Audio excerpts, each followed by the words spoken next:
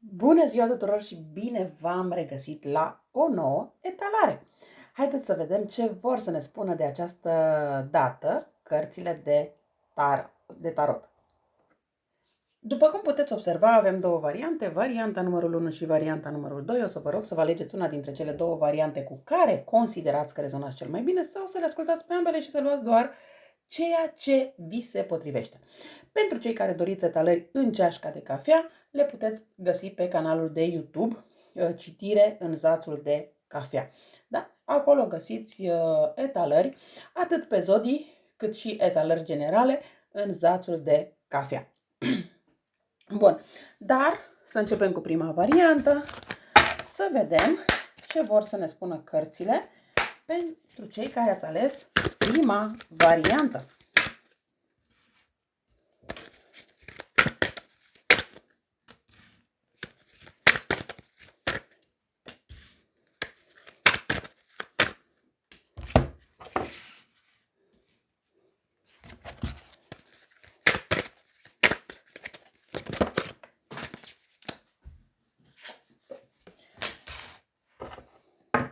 Aici, ca și zodii, văd că predomină zodiile de aer și zodii de pământ, dar bineînțeles că avem și alte zodii, nu doar aceste zodii, da? Nu doar aceste elemente. Însă, îmi e foarte clar că vă preocupă foarte mult o plecare, o mutare, o detașare, ceva de această natură la care vă gândiți foarte, foarte mult. Ce să faceți, cum să faceți. Aici această detașare, mutare, cred că este în legătură cu o anumită persoană la care voi țineți foarte, foarte mult. Poate să fie vorba de iubit, soț, amant și așa mai departe. Ideea este că văd că stați destul de mult pe gânduri și oscilați destul de mult. Ce să faceți, cum să faceți. De ce? Pentru că pe undeva v-ați atașat și v-ați obișnuit cu această persoană destul de mult, dar sunteți și conștient sau conștientă de faptul că această persoană este o persoană destul de toxică pentru voi. Aceste cărți pot să spun că chiar vă recomandă și vă sugerează să vă concentrați asupra descoperirii de sine și a răspunsurilor la întrebările pe care voi le aveți. Este bine să abandonați lumea materială, eliberați-vă de ea în favoarea lumii spirituale. Aici se poate întâmpla ca foarte mulți sau multe dintre voi să fiți într-o relație doar de dragul bunăstării. Adică am unde să stau, am un anumit confort, îmi asigură o anumită stabilitate și așa mai departe. Dar să nu vă simțiți iubită, să nu vă simțiți apreciată, să nu vă simțiți respectată. Și bineînțeles că este nevoie să vă eliberați de toată această situație și să stați să vă gândiți ce preferați, să trăiți în această situație unde poate aveți un anumit confort, unde poate nu duceți grija facturilor sau lucruri de genul ăsta, dar nu sunteți respectată, sau să căutați să vă descurcați din punct de vedere material diferit, dar să căutați o persoană care să știe să vă respecte pentru ceea ce sunteți voi. Pentru că aici nu vorbim doar strict de persoana voastră, ci vorbim inclusiv de copiii voștri, acolo unde este acest caz, unde există copii care participă zi de zi la astfel de certuri, la astfel de discuții care nu sunt tocmai potrivite pentru ei. Chiar dacă, poate de multe ori copiii nu vă spun anumite lucruri, asta nu înseamnă că ei nu aud, asta nu înseamnă că ei nu gândesc, asta nu înseamnă că ei nu au mici traume din cauza acestor discuții dintre voi doi. Aici n-ar fi nimic exclus, chiar să luați niște hotărâri destul de dure, destul de clare în legătură cu cealaltă persoană și chiar să-i spuneți. Ori faci așa, ori mă lași în pace. De ce? Pentru că acum cumva parcă iasă din voi o anumită putere în care să spuneți eu îmi apăr copiii, eu îmi apăr demnitatea, eu îmi apăr, nu știu, ce vreți voi să vă apărați, și persoana respectivă trebuie să se conformeze. Ideea este că persoana respectivă nu se va conforma și chiar va fi o situație în care voi veți părăsi această persoană.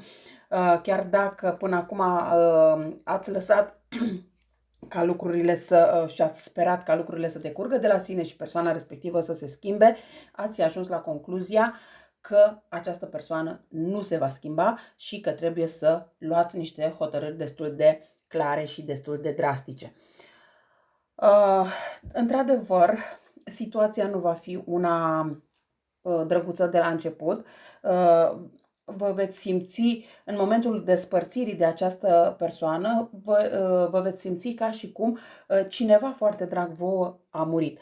Sau se poate întâmpla ca voi, metaforic, să spuneți că această persoană e ca și moartă pentru voi. Da? Ideea este să fiți atenți la data de 10, la data de 20 și poate chiar peste 70 de ore, calculați voi, 70 de ore de când vedeți acest videoclip. De ce? Pentru că nu are importanță ora la care vedeți videoclipul. Când vedeți, atunci, da, numărați când vin 70 de ore, pentru că este posibil ca tocmai atunci voi să aveți niște semne destul de clare în care trebuie să acționați. Cum să acționați, da? Acțiunea poate să fie că îi impuneți limite persoanei respective și persoana va trebui să se adapteze sau că voi părăsiți această persoană odată pentru totdeauna. Se poate întâmpla că o parte dintre voi poate deja ați părăsit această persoană, dar încă v-ați mai gândit dacă să reveniți, să nu reveniți și așa mai departe. Încă nu luați decizii dacă aveți o astfel de nelămurire, dacă oscilați într-o astfel de situație, așteptați să treacă cele 70 de ore și mai apoi luați decizia finală. De ce? Pentru că s-ar putea să vă răzgândiți sau să vă răzgândiți între timp în funcție cu decizia pe care trebuie să o luați și care este cea mai potrivită pentru voi și pentru familia voastră. Aici important este când luați această hotărâre să nu fiți pe principiul dar oare acum ce fac, dar oare cum mă descurc, dar oare ce fac. De ce? Pentru că să știți că Universul are grijă de voi și va trimite în calea voastră persoanele care vă pot ajuta așa cum trebuie și să nu duceți lipsă de absolut nimic. Trebuie doar să aveți mai multă încredere atât în voi cât și în divinitate. Haideți să luăm și alte cărți, să vedem exact ce ne mai spun și alte cărți în legătură cu această situație.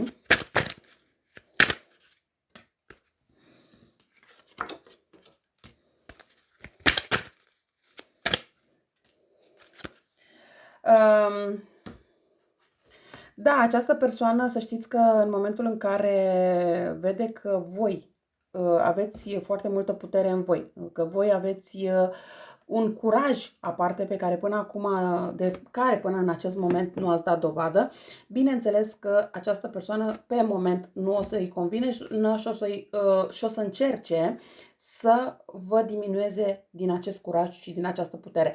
Însă, dacă voi duceți acest curaj mai departe, această persoană se va supune la ceea ce spuneți voi. Și practic, cel care conduce sau cea care conduce casa, familia, relația, sunteți voi. Pentru ceilalți, acolo unde această persoană nu se supune, cum se spune, va pierde și va pierde atât de mult încât se va pierde pe sine. Dar asta este o altă discuție de care vouă nu ar trebui să vă mai pese atâta timp cât persoana respectivă nu înțelege anumite lucruri. Hai să vedem și niște mesaje din partea persoanei. Mesajele pentru voi din partea persoanei. Deja a și început că această persoană e în depresie. Fără voi.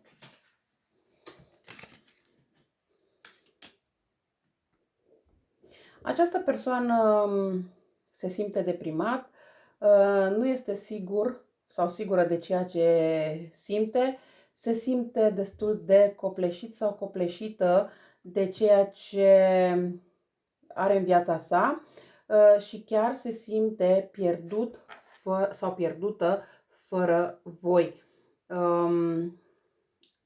Și are momente când are niște gânduri destul de sălbatice în legătură cu voi.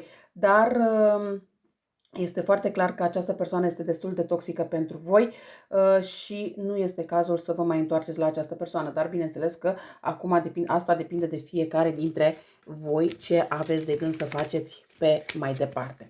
Eu cam atât am avut de spus pentru cei de la prima variantă și voi trece la varianta cu numărul 2. Să vedem și pentru cei de la varianta numărul 2 ce vor să ne spună cărțile. Da? Varianta numărul 2. O să încerc să pun, iată, să se vadă. Varianta numărul 2. Hai să vedem la varianta numărul 2 care este situația și ce urmează. Că până la urmă asta cred că vă interesează pe fiecare dintre voi.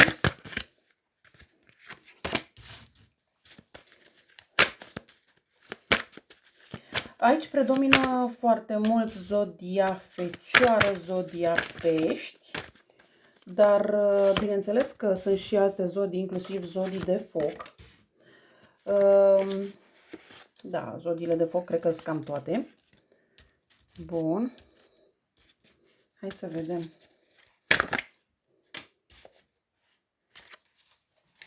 Aici mi este foarte clar că voi v-ați despărțit de această persoană. Poate că ați încercat o reconciliere, o reîmpăcare, o rerere, dar se pare că această reîmpăcare, reconciliere nu a fost așa cum poate voi v-ați dorit. Ați încercat să-i mai oferiți o șansă acestei persoane, dar această persoană n-a știut să profite de șansa pe care voi i-ați oferit-o. Iar acum cred că ați și luat deja decizia ca și cum nu vreți să vă mai întoarceți la această persoană, indiferent de regretele pe care le aveți, indiferent de sentimentele pe care le aveți față de această persoană. E ca și cum spuneți, gata, s-a terminat, i-am oferit șansa, n-a vrut să facă, n-a vrut să asculte, n-a vrut să se schimbe, n-are rost să mai încercăm, mergem fiecare pe drumul său separat. Avem aici inițialele R, I și P. Dar bineînțeles că pot fi și alte inițiale. Eu vă spun care cum îmi ies în evidență. Voi ați pornit pe un nou drum, așa cum am spus. Nu știți exact direcția în care vă îndreptați, nu știți exact încotro mergeți, dar e ca și cum spui, mai bine merg înainte indiferent unde merg, unde ajung, ce voi face, decât să mă mai reîntorc la această persoană. Și într-adevăr faceți foarte bine că faceți acest lucru, pentru că lucrurile pentru voi se vor schimba și se vor schimba din ce în ce mai bine. Această schimbare nu cred că este întâmplătoare, este o schimbare inclusiv cu care destinul sau universul, sau cum vreți voi să numiți, a venit în întâmpinarea voastră și a vă ajuta să faceți această schimbare, pentru că probabil de unul singur sau de una singură n-ați fi reușit să faceți această schimbare. Odată cu această schimbare voi simțiți mulțumire și liniște sufletească, dar în același timp aveți o concluzie reușită și anticiparea unei finalități. Deci voi ați anticipat sau anticipați această finalitate care a avut loc sau poate are loc în prezent sau într-un timp destul de scurt. Dar, totodată, odată cu această finalitate, aveți dobândirea echilibrului ce îmbină la oaltă, la unison, multiplicitatea melodiilor vieții. Acum, voi o să reușiți să vă atingeți scopurile pe care le-ați avut, pe care le-ați avut de ceva timp, dar de la care această persoană a încercat să vă oprească. aș putea să spun că acum este clipa prețioasă de miracol, punctul culminant al efortului, când visurile se împlinesc și primim comoara mitică din basme, adică dorința inimii, ceea ce vă doriți voi. Atâta timp cât acum voi mergeți înainte pentru îndeplinirea visurilor voastre și nu îndeplinirea dorințelor altor persoane, lucrurile pentru voi merg din ce în ce mai bine. Vă veți simți, în momentul în care veți avea o realizare, vă veți simți ca și în acea perioadă când ați fost în copilărie și părinții v-au făcut o anumită bucurie, când ați fost un copil și părinții v-au adus jucăria preferată. Ei, cam așa o să vă simțiți și în momentul în care dorințele vi se îndeplinesc.